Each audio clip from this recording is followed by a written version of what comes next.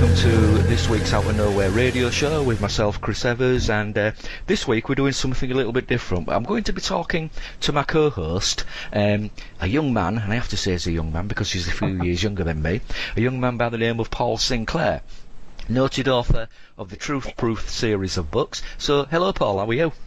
I'm good, thank you, Chris, and it's great to be talking to you again. It's only a few weeks since we spent a full day and obviously a year's preparation for the conference that you organised and ran at the where is it? Was it the Freedom Centre in Hull? That's the one, Paul. Yeah, it's the very successful. It was a very good day. Yes, a very good day. And it'd be good if you don't mind today if we talk about a few bits of the conference and how it went and what your views on it and your views for next year or if you've got any, that is. Yeah, sure, we can do that, absolutely. The speakers I didn't get to see many of the other speakers because I was sort of dashing about doing other things, and I know that's one of the things that you commented on, because you were so busy throughout the day. Yeah. But the general feedback that I got from the audience was good, informative. Mary Rodwell gave a polished presentation. You spoke yourself and you gave us the top 10 UFO events as you saw them of 2017. Well, it's since the last conference, really, from about September last year up to about September this year. That's correct, I did, yeah. Obviously, we had to put ourselves in my view, in my top 10, at number 7 was myself and you, with this very radio show, which so far we've had some very, very good reactions to it. I don't know if you've heard anything, Paul. Yeah, people have been sort of impressed. I mean, I sort of bumble along. I know I do, and I do it if I'm speaking on radio. I'm jumping about all over the place, but I think you sort of complement that, and you're a little bit slower at speaking, and it works. I mean, we've had some decent guests on, and I'm sure we'll have more to come in the future. Like I said today, I'm just constantly, time's an issue with me, Chris, and I know it is with you, but I'm constantly receiving UFO reports, and if you want I can tell you and the listeners one that I got last night. Oh yeah, that would be great. I'm sure the listeners will certainly like to hear it, because I think, as you know, Paul, my background really is in ufology, and I know you cover other things, like wolfmen and missing persons, etc. in the Bempton area. But please, go ahead, tell us about your latest UFO report. Well, as it happened, I was on the cliff tops with Bob Brown at about 8 p.m. last night, and I received a phone call from a lady called Amanda. Her husband was with her, although he didn't speak, and they were phoning from Caton. I'm going to go and speak to them this week. And they've had a sighting of a huge circular UFO above the roundabout, or the first roundabout coming from Bridlington to Filey. And she claims that this object, this dark-coloured flying saucer, for want of a better word, she said it was huge, and I sort of commented, well, how big, and what we're comparing it to in size? And I sort of, I don't know, tongue-in-cheek, I said, as big as a house. Obviously not the shape of a house, listeners. And she said, bigger. She said, wow. And there were 2 cars behind us and their car, and all the cars stopped.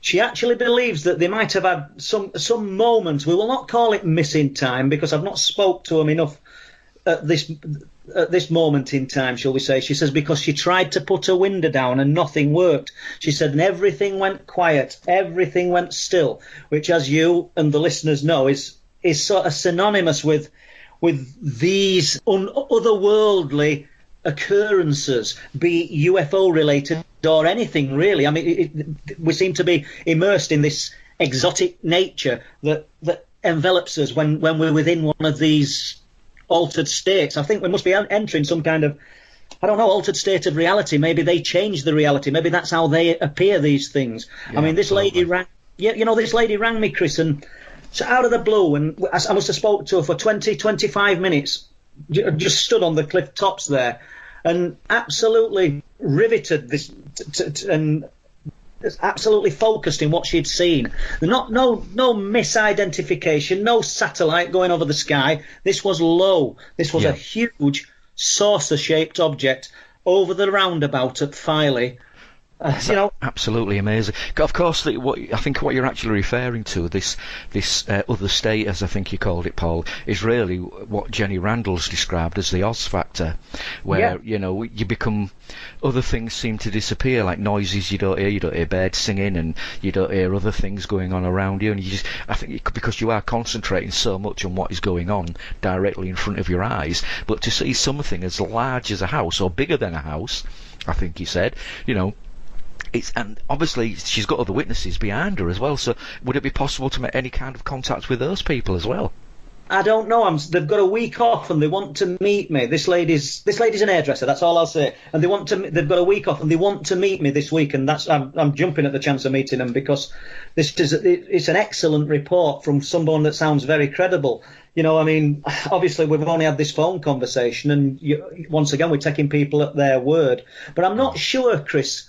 And I could be wrong. I'm not sure that when we're in these altered states, shall we say, or what, as Jenny Randalls calls it, the Oz factor, I prefer to call it some kind of exotic science. But when we're in this state, I'm not sure that it's because we're concentrating. I actually think that something's altering the conditions around us. Maybe we are entering some kind of altered state created by these, we call them crafts, created by, I don't know, some opening, some other, I hate the word portal, Chris, but some other opening into some other dimension. I don't know how this works. It's as though it sounds, what you're calling it, it sounds to me, I'm just suddenly started thinking about Star Trek and like a warp field around the craft which they use to transport through space and time, and so you're kind of thinking then that this craft has some kind of warp thing that comes round it and envelops everybody, that is seeing the sighting. I honestly believe that yes, there's an altered state, but we're not in an altered state. We've entered an altered state, and I don't mean via our minds. I mean whatever we're seeing is creating this altered state, this changed reality, and maybe that's the only way it can present and exhibit. It's probably a normal state for this thing that's in the sky, but it's very different for us. This is probably why these ships, or I don't know, these craft, these lights, have effects on car engines and electrical equipment. It's altering things mechanically. It's altering things within our minds. I got another report recently from 1967. Yeah. And you'll have to correct me if I've told you this one, Chris. I don't think I have. And it's back from a lady called Anne Smith who lives in Bridlington. That's the real name. Mm-hmm. And I was told about this report it's from Bessingby, and she claims that she was with her first boyfriend, a guy who actually used to work on the in the RAF, on the RAF marine launches that were based in Bridlington Harbour. There was 3, and they were walking between Carnaby and Bessingby.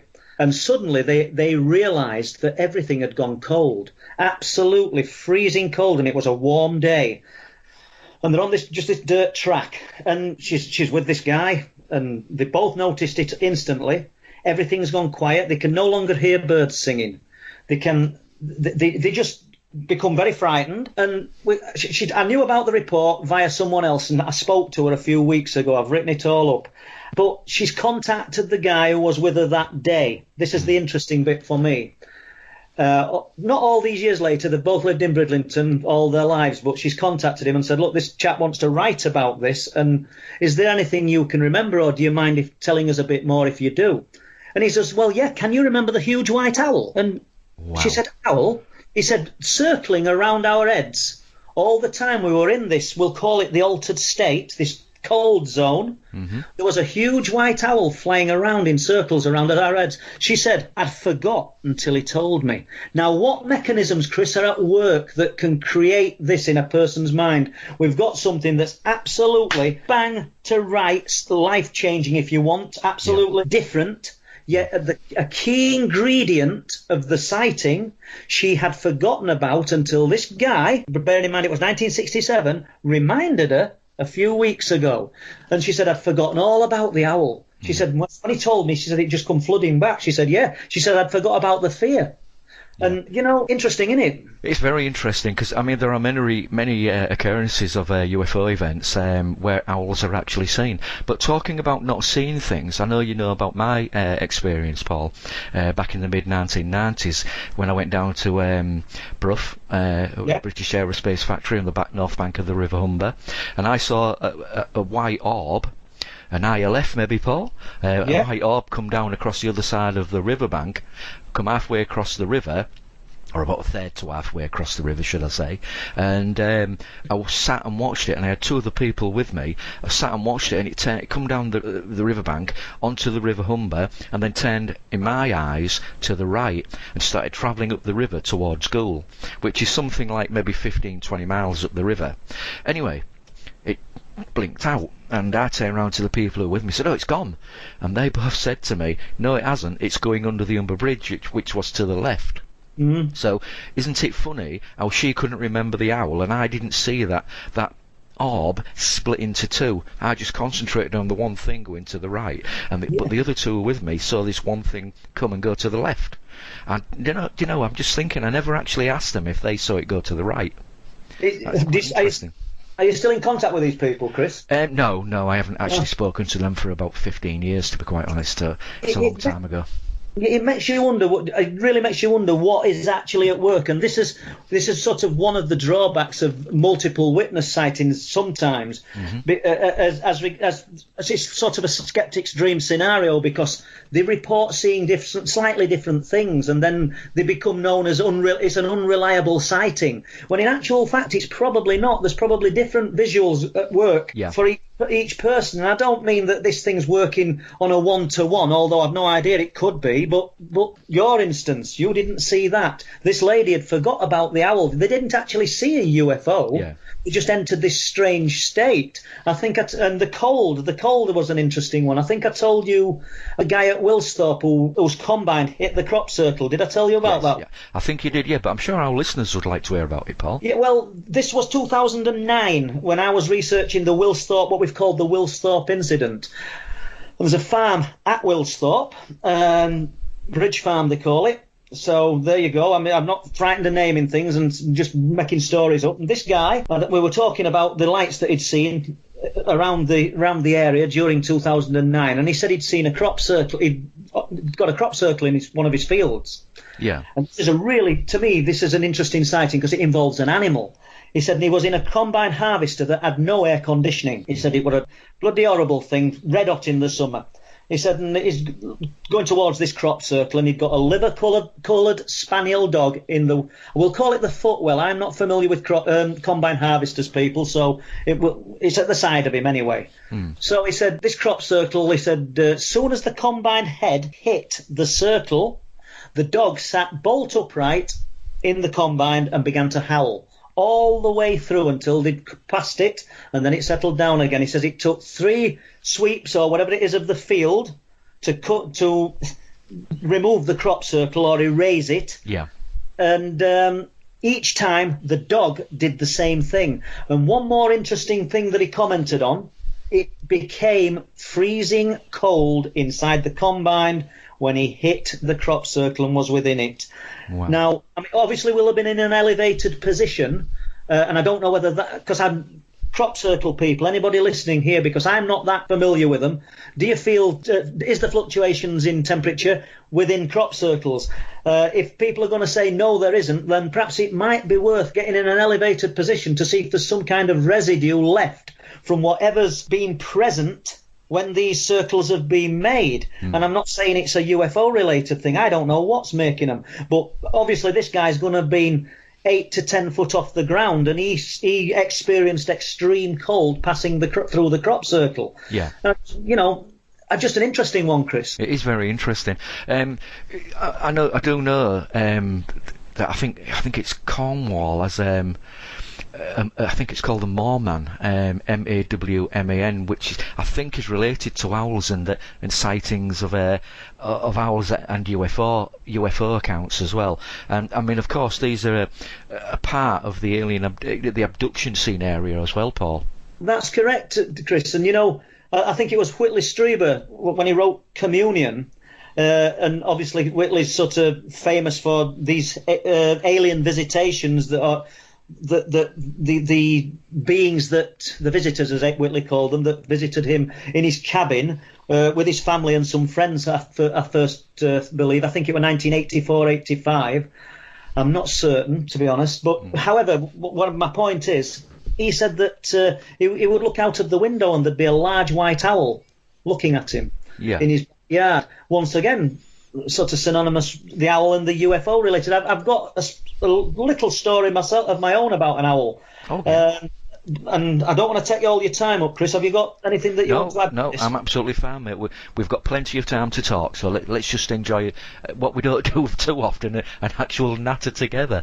Yeah, well, that's good. Well, the fourth book that I'm writing is called The Night People. I actually started it, listeners, before the third book. I've left it and gone on to a Truth Proof 3. However, one of the stories in The Night People involves myself. Well, the book is about my experiences. And this house that we lived in Old Dennerby Lane, Old Dennerby. I think it was number 31. And my bedroom overlooked the fields. And as I've described to people before, you've got Mexborough about a mile away in the distance. Well, if we'd had heavy rain, these low-lying fields used to flood. The River Don ran along the sides of these fields, and it would burst its banks. Mm-hmm. And I was an only child, and I was always looking out of the window onto the fields. I could see all sorts, sort of rabbits, deers, and it just intrigued me. But early evening, or just before it was getting dark, I was looking down onto this swampland, and I saw what looked like a pencil or a telegraph pole moving like a dragonfly, silver in colour, but no thicker than what I'm just describing. That's why I'm saying, I wouldn't say something with windows or anything, and I was sort of intrigued by it. And the next thing, it's sort of on the water, and I can see some people that I knew. Brian Saw, they called this man, and Angela, his wife, and their son Darren. They had a small holding in Old Dennerby, and I couldn't understand why they were down there. I know it's a disjointed story, this, listeners, but I'm just telling you it as a little boy saw it. I'd seen this thing skimming across the water like a dragonfly. And then I saw Brian, Angela, and Darren. Oh, and their dog, Fred, of all things, black and white thing. But where it gets even more bizarre is suddenly I saw a large white owl that just seemed to lift. And I took my eyes off this dragonfly, this pencil, and who I perceived to be Brian and Angela, and I was looking at this owl, sort of mesmerised. It was huge, and when I looked back, everything had gone. There was nothing there. It's always stayed with me. It stayed with me so much that when I went down to their small holding, I did spend a lot of time at their farm and their small holding when I was younger, I was asking them if they were down there, to the point where they got quite cross with me because they weren't. And I don't know what was happening there. It's just a little cameo of a memory, but I weren't dreaming. I did sit and watch it, and there's all sorts of weird things at work, and I don't know quite how it all works, Chris. I don't think any of us do. Well, none of us really know how these things work, Paul. That's why we're all investigating and looking for answers, and that's why you produce Truth Proof, and like I've said before, I produce Outer Limits magazine. What's going on with Bempton at the moment, Paul? Well, Thursday morning I went up, as I told listeners at the conference, all this year I've been going up there in between 4:30 and 5:30 in the morning because of the animals that are being mutilated. We don't know what's killing them, and I'm not even going to speculate that it's anything UFO related. It could be people. We really don't know, but I went over there Thursday morning early doors and dropped into the wood very close to the fields after I'd sort of inspected the sheep and everything was fine. Interesting thing was, on the way back, the farmer's walking across the fields towards me, and now that's a first. He doesn't normally do that. Normally I ring him and say everything's fine, don't bother going up there, your animals are fine. He says, I thought I'd better catch you before I head off to do some work. I said, why? He says, I've just took my dogs up the lane. Well, I would have missed this because I drive down their lane and park near the farmhouse. He says, and that roe deer stag that we've all been watching for the last 2 or 3 months, a beautiful animal. So Jay says, it's dead. I says, really? Now, the sheep in field, whatever's killed it, has chose fastest thing probably in Britain, apart from a greyhound. And it's had its eyes removed and its nose stripped. This beautiful animal. I think foxes or a badger has took advantage and got to the back end, and without sounding too macabre, people, it's eaten part of its leg and what have you. So that's one of our British carnivores being opportunist, because we got there very early and the crows hadn't took this animal's eyes. There's just black holes where its eyes should be, with no signs of trauma around the eye socket, and the muzzle's stripped. Yeah. Now the farmer is absolutely 100% sure it wasn't dead last night because he saw it. Now here's an interesting thing for you, Chris. He said, I was in bed last night at about 11 o'clock listening to some music. He said, and lights came in the bedroom. I said, you really? Were these car lights, Paul? Well, that's what I did. He'd come to do me a favour and tell me about the animal, because I've been going up all year, and he knows that I'm trying to help him. So he were off to work. So I rang him later that day. I said, I'll not say his name. I said, look, I'm interested. I never asked you about the lights. I said, were the lights coming from the ground or from the sky? I said, because you're upstairs in that bedroom, and listeners, this farmhouse is remote, very remote. There's no other houses around it. There's nothing there. He said, it must have been quite high up. He says, because they were lighting back wall at bedroom. He says, I just saw them dart round a few times. He said, but I don't think they were torches. He said, I don't know. He says, if I'd have known about the deer, I would have got up. Now, I wouldn't have had to know about the deer. I'd have just been up. Yeah. And out, and I would, and I know you would, Chris, and probably a lot of people. But that's the nature of it. That's what this guy's told me. It's the same man that's hearing, and members of his family, this electronic or walkie-talkie type voice, very close to them in the fields. We're talking, I don't know, in some cases 20 to 30 foot away, and there's no trees around. I've heard it once in the woods, quite unnerving. But they're hearing it regularly, so I don't know what's presenting up there. It's really strange. But as I say, the last animal to be killed, Chris, Thursday, when beautiful rodeo stag. Was there any blood on the ground? No blood, no blood. With the sheep, I mean, I've sort of speculated, because I've heard people talk about the animal mutilation and saying the corpses or the carcasses have been drained of blood.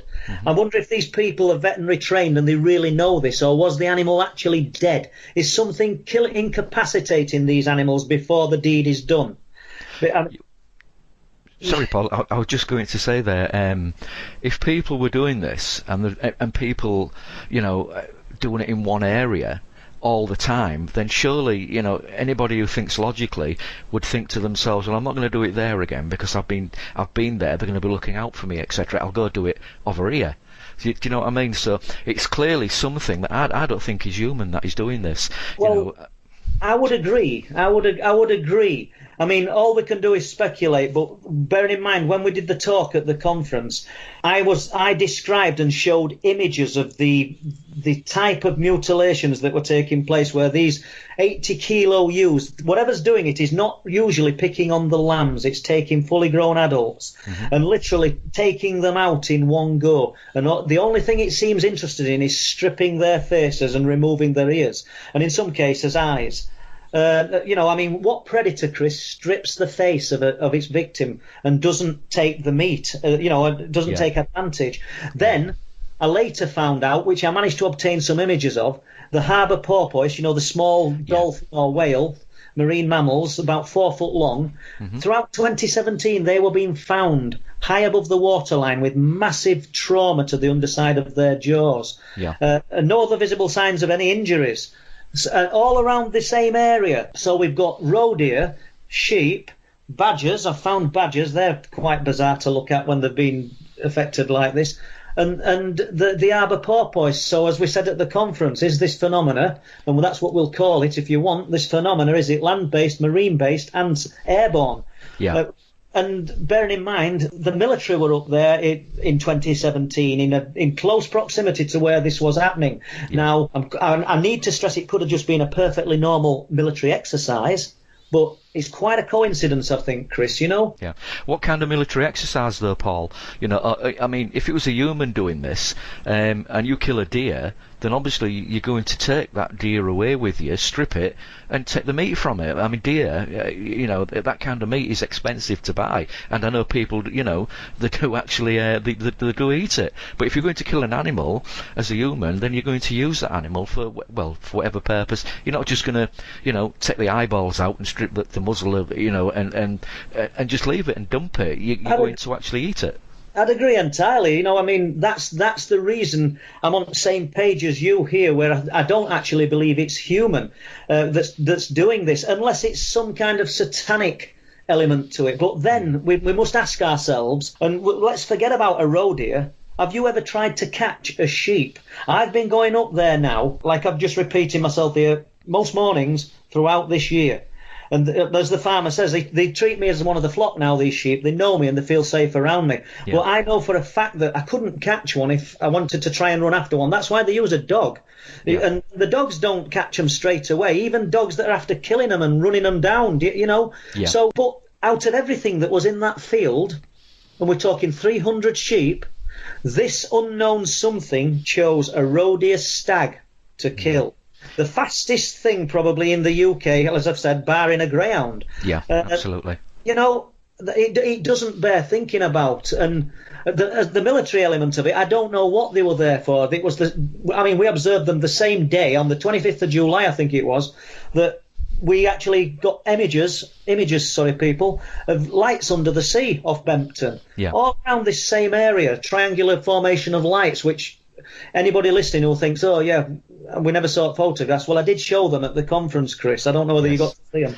I believe I did see them very, very briefly, mate, as I was running around doing one thing or another thing, or preparing the next talker, you know.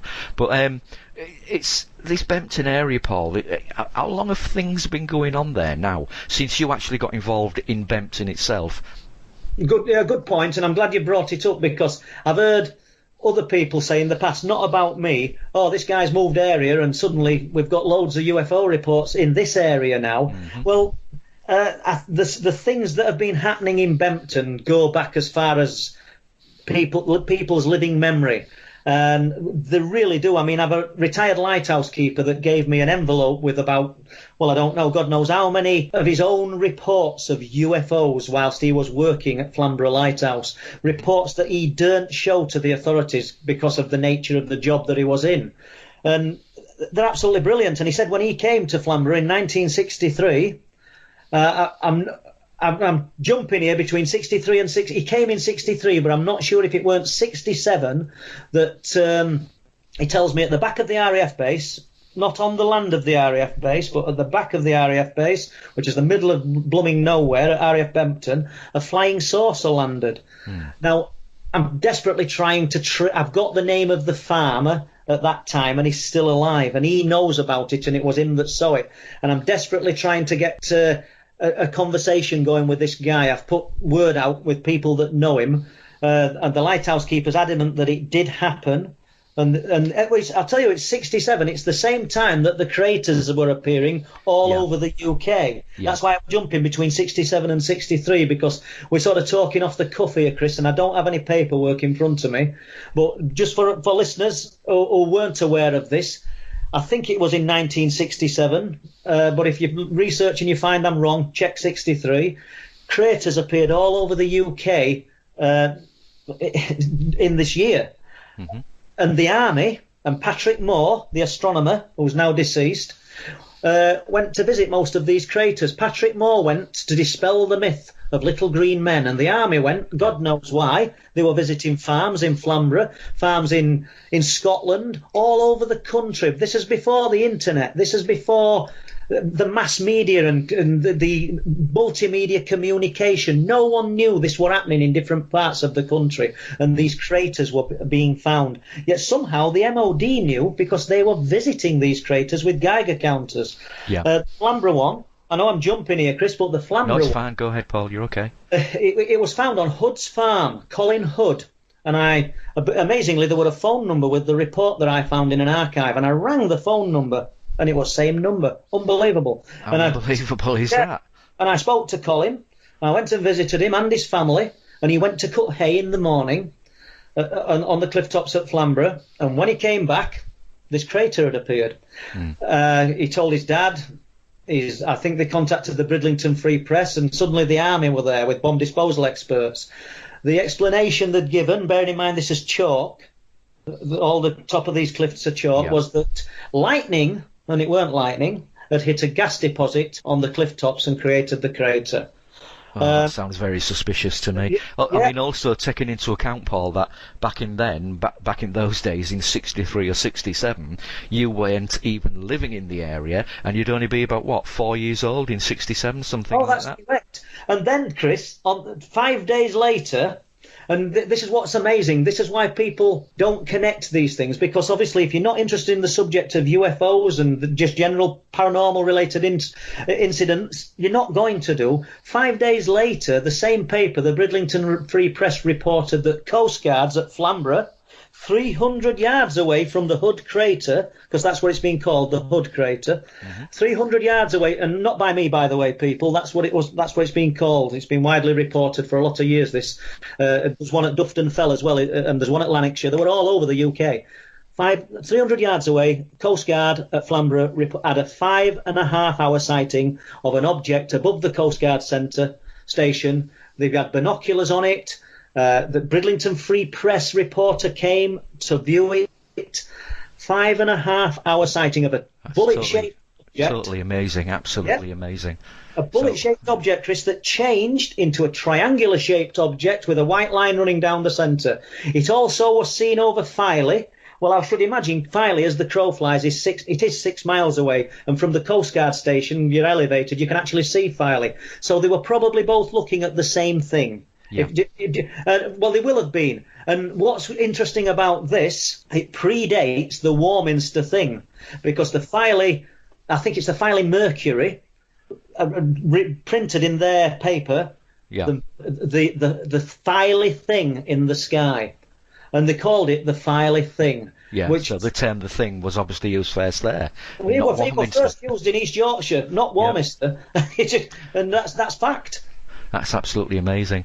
So, are you continuing to research Bempton, or have you got enough information? I know you've got a third book coming out, Truth Proof 3, and you mentioned the Night People, I think you called it as well, Paul, which is I'll call it TP4 for the sake of want of a better word. Are you still carrying on investigating the Bempton area, or have you had enough there now? Are you looking for something else? While other things are being reported, Chris, I'll continue. I have expanded in TP3 out of the area, a little bit, because people have come to me with reports that are relevant. I mean, I've reported or researched extensively this creature that's known as the Flixton werewolf, and I received a report yesterday from a guy. What year was it? I can't remember year. I got it via email. But whilst he was in the army on night exercise in Staffordshire, he said that they encountered a creature about 7 foot tall with glowing red eyes. Wow. And he told me about it yesterday, and I've got to ring him. I'll probably end up ringing him tonight if I've got the time. And then so while ever people keep reporting these things to me, I'm going to keep writing about them and following them up. I don't just want to talk to somebody on the phone. I want to meet them. I want them to show me areas. I went and spoke with a lady earlier this year at Caton, and she was showing me where she'd seen a black panther. And obviously Caton's not far from Flixton, it's not far from Filey or Bridlington. Caton's up near, it's just south of Scarborough, isn't it, Caton, if I remember correctly? That's correct, Chris. Yeah, we're looking at about 9 miles away from Bridlington. And what's interesting, though, and I'm not telling the listeners of this show anything that they don't already know, but all manner of unexplained phenomena seem to manifest in these areas. Bempton's not unique. I do believe that if anybody researching or wanted to start researching and looked at their own area, they would be amazed at when they started lifting stones at what they would actually find out. There's a 90-year-old lady in Caton who I'm going to speak to, Caton once again, who's got some stories about the Flixton werewolf. There's another guy. This is why I don't actually believe this thing to be flesh and blood. I believe it to be real. but I think it's slipping through. If we're on Radio 1, easiest analogy is this is on Radio 2, and it's just a tweak of the dial, and these must be thin areas around the world. I mean, people don't have to believe me. I don't know if I'm talking the truth myself. It's my truth. It's what I've researched. If this thing's real, if these people who are telling me these things are telling me straight up that this thing, as they have seen it, then, you know, they can't all be liars. So this. Well, no, I mean, we've all got to start with a theory somewhere, Paul, and this is your theory. And why shouldn't people just accept that it is a theory that you're looking into that may actually be correct?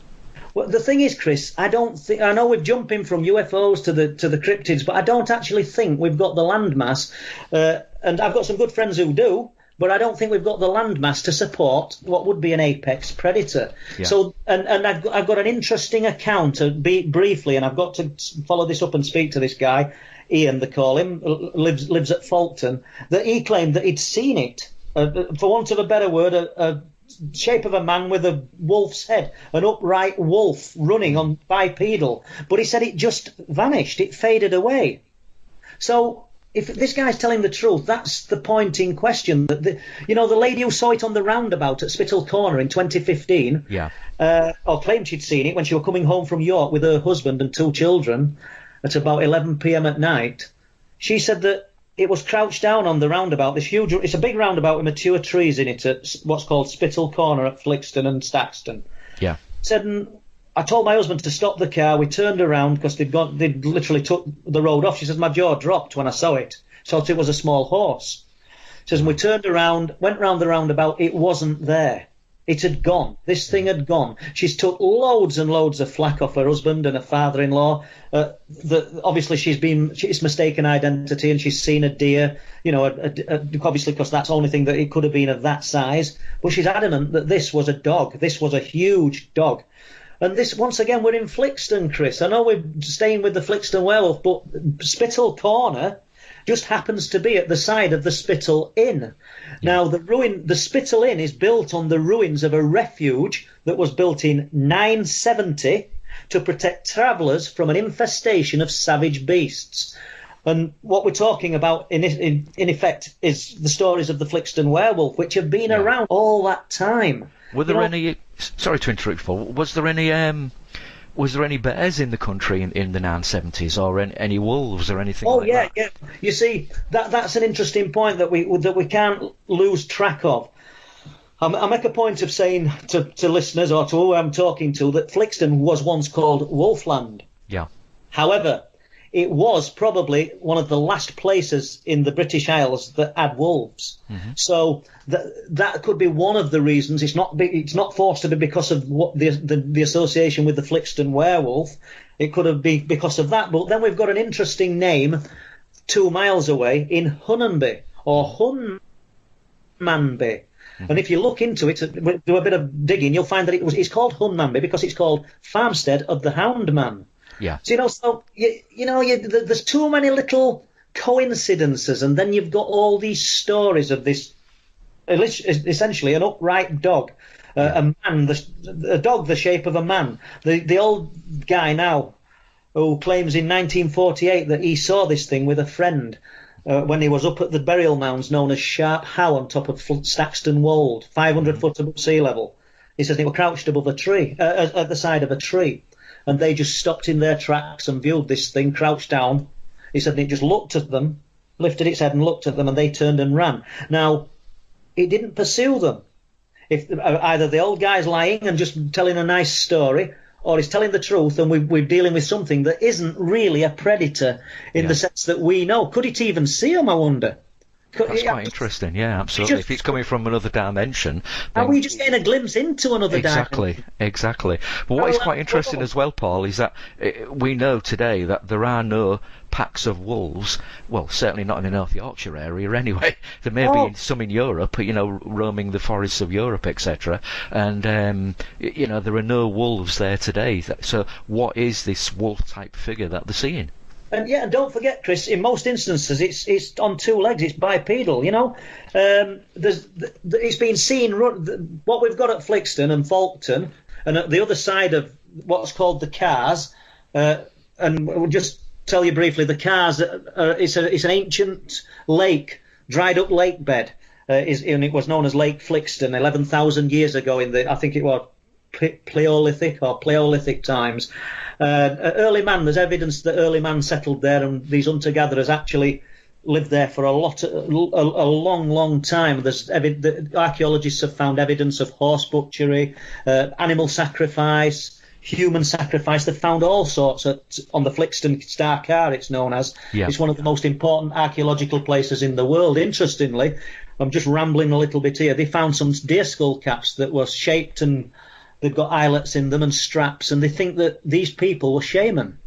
Right, okay. Yeah, which is, and this is not Paul Sinclair throwing the shaman stance on it. This is the archaeologists who believe that these people were shaman. But my little slant on it is, well, what if they were, and what if they did evoke something? You know, like in the Amazon, these people believe that they can take on the shape of the jaguar or other animals. There might be people rolling their eyes up in air and laughing at this, but we've got an ancient people who thought they were shaman. And don't forget, this land where all these strange things are being seen is literally littered with burial mounds, Neolithic burial mounds, 3,600 years old. Now, I don't think these people put these burial mounds there by accident. I think they knew the importance of this. We'll call it this supercharged land, this sort of exotic nature that keeps manifesting. I think that they knew, and that is the reason they placed their people of great importance on these areas. Probably, I don't know, be taking them to another realm, or they've seen things where they'd have just dropped to the knees and thought, wow, what we're looking at here. You know, whereas everyday life sort of consumes everyone today, and none of us take our eyes off our phones or the TV set. We're all too consumed with materialism to be out there and looking at the absolutely incredible, wonderful things that are there to be seen. Absolutely. This is why, Paul, that I love listening to you. I love talking with you about these things, because you are one of those investigators that gets up off the backside, foot on the ground.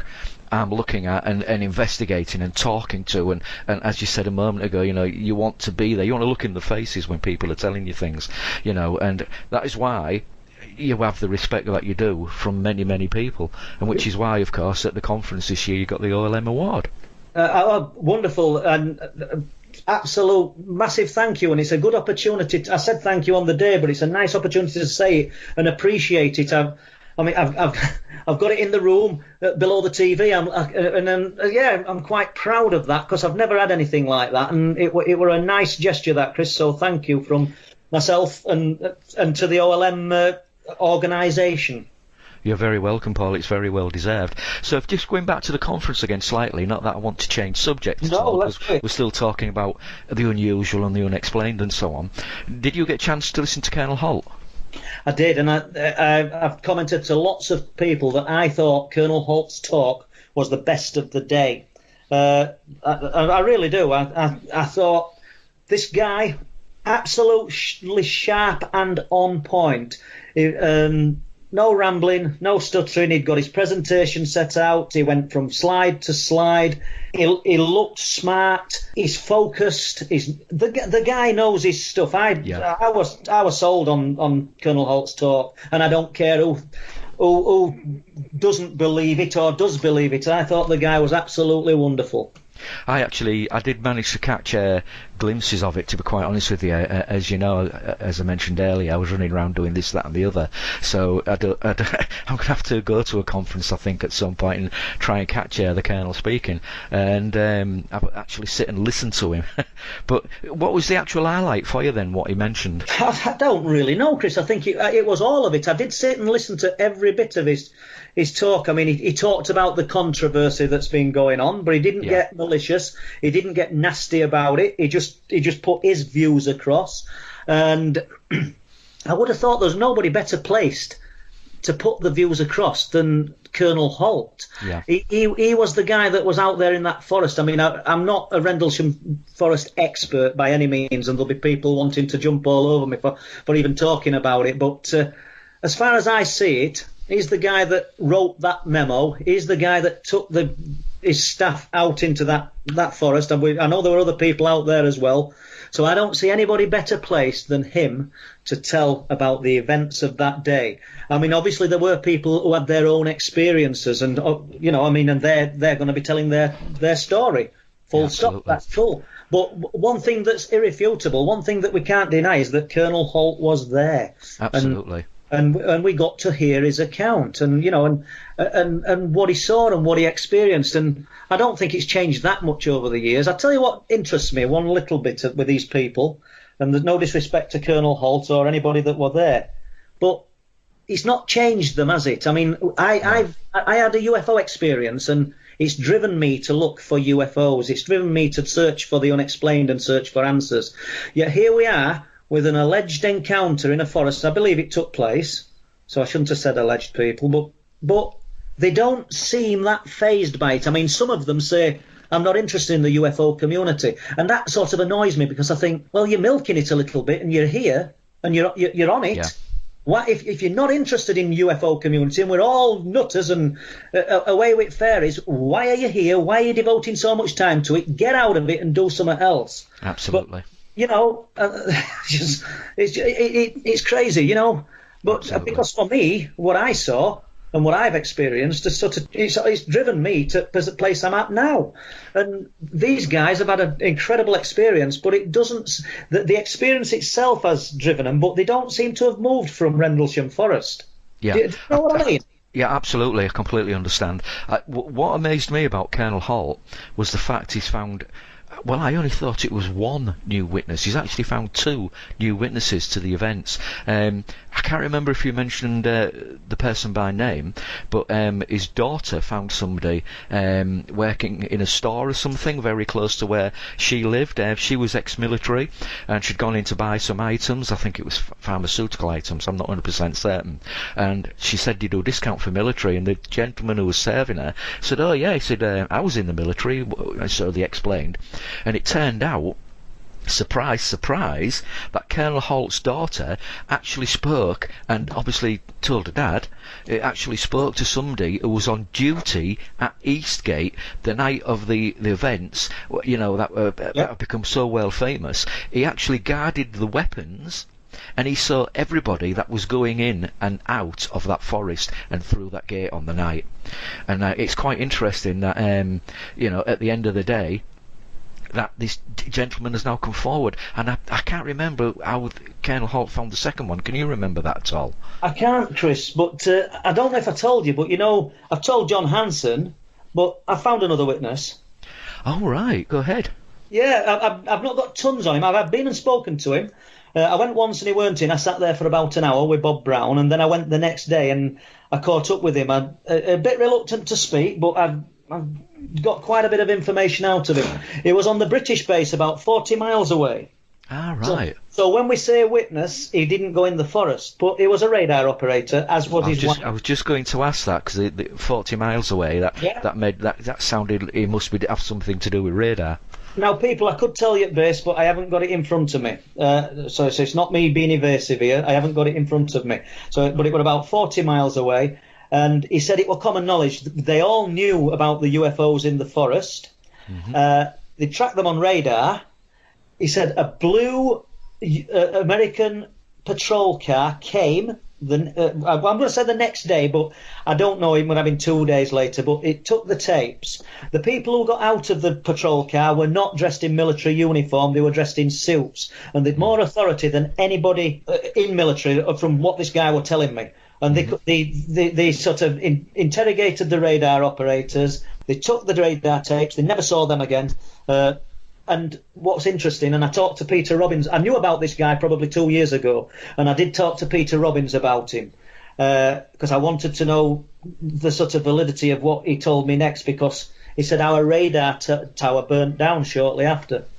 And very interesting. I don't know if there's any listeners, I want to say readers, if there's any listeners out there that can confirm that. Now, I know this guy was a radar operator, and I know he was on that British base, but has anybody ever spoken about a radar tower that burnt down shortly after on another base in close proximity to RF Bentwaters? It's an interesting one. He's told me more, and I didn't know we would get onto this today. Just as another point of interest, I've spoke to a lighthouse keeper that was at Rendlesham, at Orfordness. Yeah. But he wasn't there during the incident. He was there before the incident. But what he told me backs up some things that a lot of people have spoken about. He said every day they were taken to the lighthouse because he was a keeper. He said we were a proper keeper. It weren't automated like it is today. We were proper keepers. He says, and every day we were taken to the lighthouse under armed escort and taken from the lighthouse under armed escort. And I've spoken face to face with this guy, by the way. If anybody thinks, no, this didn't happen, and I don't believe him. But what's interesting, he says early into his post at this lighthouse, he said he decided to have a walk around one day, and there were little, I think he said tubes placed in various places around the lighthouse, and he looked into one of them. He said, and within, 10, 15 minutes, he says there were military police all around him, and they took him. Oh, right. Interrogated him and everything. And it sort of ties in with what various people have told me about seeing things appearing and seeing little like periscopes and tubes. Yeah. Things that people have disbelieved when certain people have told them it. I'm reluctant to tell names because I'm not getting into this internet war. No. But I do, but it sort of verifies what certain people have said. Well, yeah, it is an interesting story. I just think that there's just as many interesting stories to be told. I mean, I suppose it carries the weight of greatness because of the military involvement and the potential nuclear arms that were on the base. Yeah. Whether they were or not, I don't know. I'm told they were, but I don't know that for certain. But so yeah, I mean, it's never going to lose that status. But when you consider some of the other sightings and people that have told you about the things that have happened to them, it's no greater. It's nevertheless it is a good one.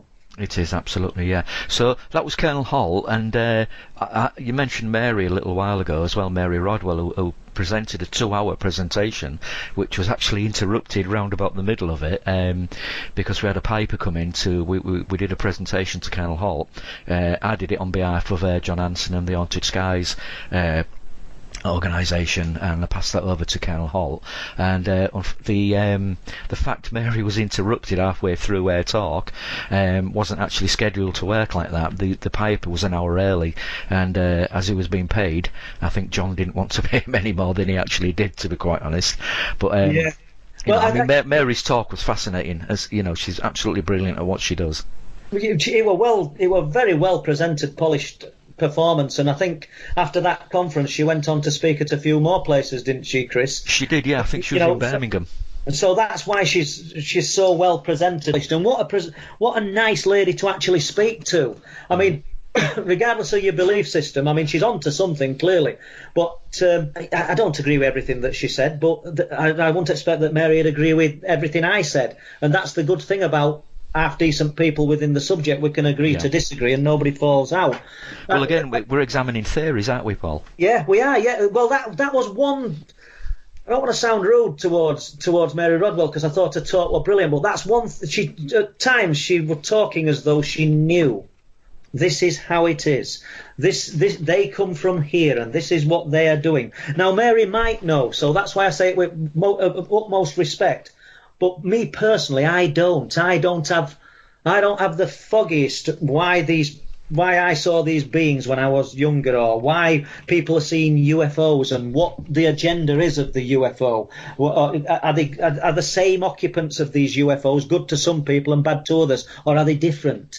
As in different species, or do they have a different agenda? I really don't know, and I don't mind holding my hands up and saying that, but I always sort of think a little bit when I probably because of my beliefs, when people actually start to tell me that they know.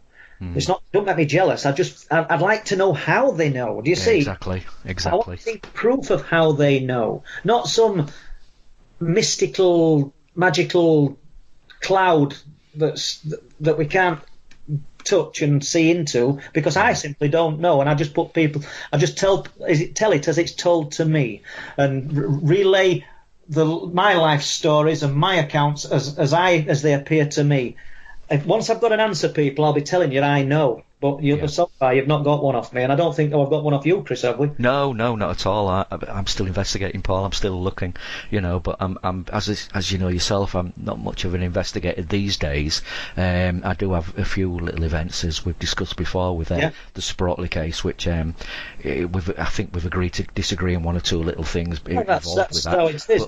But that's how it is. That's how we work. Just before we end on Mary Rodwell's talk, it were brilliant. It were well put together, and the people that are subscribing to that belief system, and I say that once again, I might sound like I'm grovelling here, but I say it with respect.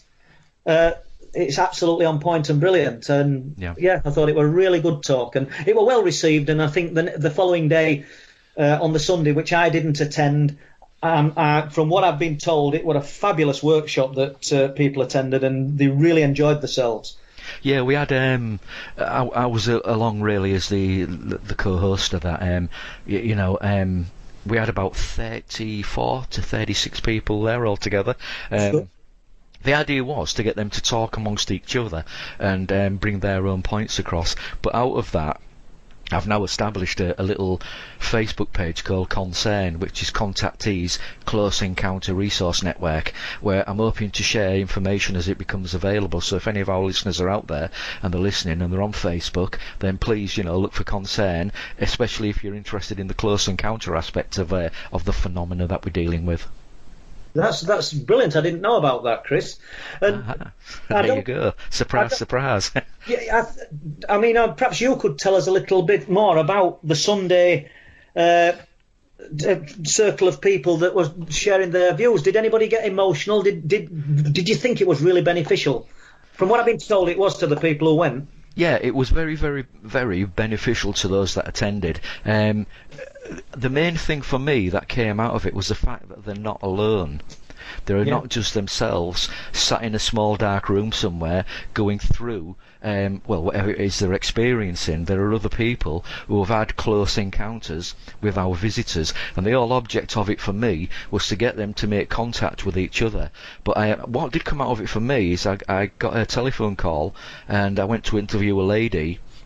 I think it was last Tuesday, the Tuesday after the conference, and she'd been having orbs flying around her house. But I've actually got some information from this lady, which I've actually recorded. And what I intend to do is, because we are coming up to about an hour now, Paul, of talking between ourselves, what I'd like to do is put some of that information together, and also, because I've got it recorded, as I say, I might add it to this broadcast, and I've got a couple of interviews from a couple of witnesses who were travelling down the M62 just past Goulham before Ferrybridge, where something came down on right next to the motorway, which I might add to this little presentation, so just to give people the kind of idea of the stuff we're looking into. Yeah, that sounds great, Chris. And just before we leave Mary Rodwell once again, it sounds like she does have an important role to play for a lot of contactees, doesn't it, It certainly does, yeah. I do know she's helped round about 3,000 people, or just over 3,000 people globally, to come to terms with their own experiences. And of course, staying with the conference, Chris, John Hanson spoke. Yes, he did, yeah. I wish we'd have had two mics so the interaction with the audience could have been better and we could have heard it better, but that weren't your fault. I came with you on the Friday, and I know that sound system worked fine. It did. So just I don't know, a glitch in the works on Saturday, listeners. If you actually attended the conference, it weren't the fact that Chris didn't try, because I attended it with him on the Friday to help him set up, and it worked. However, I was speaking. Sorry, just to quickly interrupt there, Paul. I was speaking to Phil Mantle, and he said a conference isn't a conference unless you get a technical glitch. Yeah, well, we got one. We got one. So yeah, John Hanson's talk I think would have been better with two mics, but John's knowledge, I mean, for anybody who doesn't know John, I mean, I don't think there's anybody got probably more knowledge of, along with Philip Mantle and Malcolm Robinson, yourself and a few other people, but he's got a vast knowledge of the subject of UFOs. So yes. Your talk went down good as far as I could see, Chris. But just before we end this, was it Andrew Bradley? What was his name? What do you mean, Darren Cooper? Bradley. What did they call the young guy who spoke for 15 minutes? Darren Coupe, we Darren spoke Cooper. about the Burlington House incident in, I believe it's in Southampton, and that was one of the most emotional things that I've actually ever seen at a conference, to be quite honest. And I've got to praise Darren for travelling all that way up from Southampton to Hull just for half an hour to come and talk about his own personal experience. Yeah, what a wonderful 15 to 20 minutes that was. The guy was sincere. You could see he was talking from the heart. You can tell if you don't agree with his views on the subject, then so what? I mean, we agree to disagree. What I do agree with, he's had that experience. You can't, it were really good 15 to 20 minutes of listening to that young guy talk. What didn't come out, Paul, in the actual talk, is that he has a period of missing time, which lasted about 4 hours. So, really? Yeah, so I'm thinking of maybe we could interview him at some point here, or maybe getting him up for another conference next year, which I will be doing again. Yeah, that would be good. I think he'd have gone down a storm as a speaker. To be honest with you, you could see you were nervous, but I think I spoke to you last year, Chris, and it was same this year. I were absolutely frightened to death when I stood up on that stage. So you could, Andrew. I think it was the first time he'd spoken publicly, weren't it, about his experience? Darren, yeah. Why am I calling him Andrew? I don't have a clue, listeners. Yeah, why you calling him Andrew? We've lost the plot. So basically, though, yeah, the guy spoke well. I'm trying to think. One more thing. The Piper that John Anson organised on behalf of Haunted Skies Books.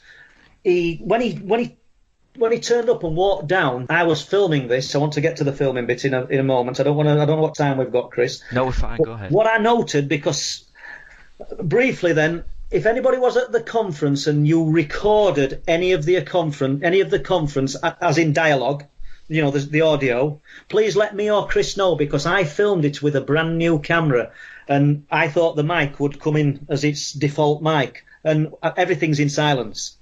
I think I told you that, Chris, didn't I? Yes, you did. Yeah, it's unfortunately, crystal clear, but it's useless. And so if anybody's got any audio, I'd be grateful, because we can sort of splice it in.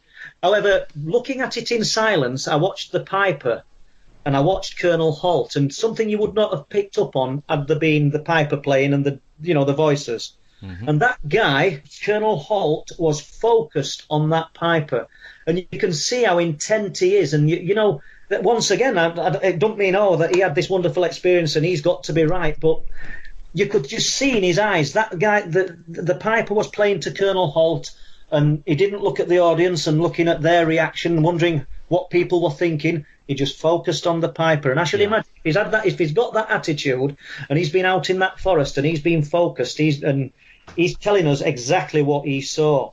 I'll tell you one thing though, Paul, that we haven't actually mentioned is we was very, very lucky to get Colonel Holt down at the conference. He actually had I think his appendix exploded about 2 weeks before the conference date, which absolutely threw everything up in the air. It really did. But he was strong enough, and I think he insisted on coming to speak anyway, to be quite honest with you. And very, very grateful for that, absolutely. Well, I mean, I listened to him in Woodbridge probably, I don't know, 5 or 6 years ago, and I think he spoke a lot better at the OLM conference than at Woodbridge. Mm-hmm. Absolutely wonderful. I didn't know what to expect, to be honest with you, and I enjoyed listening to him at Woodbridge. It was Woodbridge, weren't it? I think it was. Yeah, I think it was. It was about 2015, I think. 2015. But when I listened to him here, not just because it was your conference, absolutely great. I love listening to the guy. Mm-hmm. But overall, it was a good day. I mean, I'm sorry I didn't get to the Sunday, but I mean, it was a spanner in works for everybody. I went on the Friday to help you, as you know, and my cat went back on a low loader. Yeah, it did. So we was very lucky to get you there the next day, actually, Paul, thinking about that. I had to borrow a car, and so that's sort of how it was. And but it was great, because it's not just the conference, it's not just the fact that you get to speak and share a bit of research. It's the bit of networking and meeting people who've had unusual experiences and like-minded people. Once again, they might not all agree with Paul or Chris or Colonel Holt or Mary, but we all have one common thing one thing in common, and that's a shared interest in something that we know is very real. There's some people in our audience that I knew personally, and some that I'd spoken to via internet and not met before, who've had some incredible experiences. People who could stood up there and spoke just as well as you, Chris, or me, and told something just as interesting. And they were sat there, and that's the reason they were sat there, is they're wanting to not learn, they're just like sponges gathering all this information like we're all doing. Yeah. Hoping that we get a glint of the truth, or a little thread of truth that we can sort of put with our truth and build on it. We just keep running to brick walls. We just run into brick walls constantly when we're searching for answers for this subject. Yeah, absolutely. But again, mate, that is why, as I said before, that I produce OLM. I know you mentioned my talk, but my talk wasn't I didn't have one particular subject. Well, I suppose I did, but it was more about the future for Outer Limits magazine, which, as you know, for the last 2.5 years, I've produced it every 2 months, and it has been completely free to read, and but it's coming to the point now where it is beginning to, as you know, I'm self-employed, it is beginning to take over a little bit of my life, and not that I'm going to get rich or anything like that, and the money that I do make from now making it a subscription-only magazine, I'm going to use that money to actually bring in more and more international speakers. We're actually, I don't think I mentioned it to too many people at the conference, but I'm looking at bringing Calvin Parker over for next year, and I'm also looking at a new venue for next year as well, but there'll be more information on that as the months and weeks progress. Excellent. That it would be absolutely. He's sort of man of the moment at the moment, isn't he? And I'm sure what he's got to tell us and his life-changing experience will enthrall listeners. And just like when we went to listen to Travis Walton. Oh yes, he was excellent. The one thing I got from Travis is he was telling the truth, and you could just read it in him that he was. Do you remember the reaction when he mentioned about his mum, his mother? Right. And yeah, he did. He stood on that stage and he cried in front of 200, 300 people. Yeah. If he was lying, you wouldn't get that kind of reaction. His mum thought he was dead, that he passed on. But you can tell when somebody's telling the truth, and that man, who I will say is a complete and utter gentleman. Unfortunately, when we saw him at Awakening earlier this year, he wasn't really too well. I think he'd had a bad turn. And, again, but he's an absolute gentleman. And I know he spoke at Awakening, and again, he deserved everybody's respect for standing there and doing what he did. I totally agree. I mean, that was the reason I went to that conference, with you and Andy Ramsden the other year, just to listen to Travis. And I wanted to not face to face. Obviously, we're facing an audience, but you can gauge somebody's sincerity, can't you? And absolutely. I came away with the same views as yourself, Chris. That this guy's on the level. He's telling his truth. Yeah. We know people are going to say it didn't happen or something else happened. You're always going to get that. You're going to get it with what you talk about or what I talk about. But you've just got to stand your ground and tell it. Don't sway if it happened a certain way, even if it sounds even off the wall for a normal UFO type related incident or event. Stick to your story if that's how it was. Absolutely. Yeah, absolutely. I completely agree with you, Paul. What I think we shall do now, Paul, is I think if we bring this to a close, and what I'll do is I'll add those that tape information that I've got, and obviously this goes out on Wednesday evening. Okay, well. Here's ending it then, and do feel free, Paul, if you've got anything that you'd like to include as a soundbite or something, anything you're willing to share or anything like that. Just get it sent to me, and we'll add it to this, and we'll see how it goes. Okay, Chris. Well, on behalf of myself and Chris Evers, goodbye from the outer nowhere. Yep, thank you very much for listening to us, folks. And once again, Paul, thank you very much for doing this with me and, helping. Well, we're both getting the information out that we feel is important. As discussed briefly in tonight's broadcast, I was contacted by a lady who had attended the 2018 Outer Limits magazine conference, as well as a talk I presented in Hull a few weeks earlier, titled The Extraterrestrial Crossover. The talk was related to my own hometown of Kingston upon Hull, here in East Yorkshire, the same town, the same city, should I say, where this lady lives.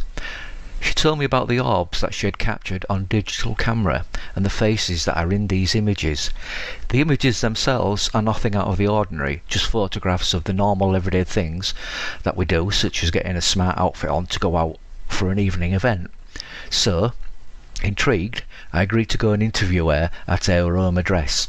What follows is that interview with both her and her 31-year-old son. Having arrived at Angie's house, which is a typical council house here in the north of England, Angie and her son were sat ready and waiting for me.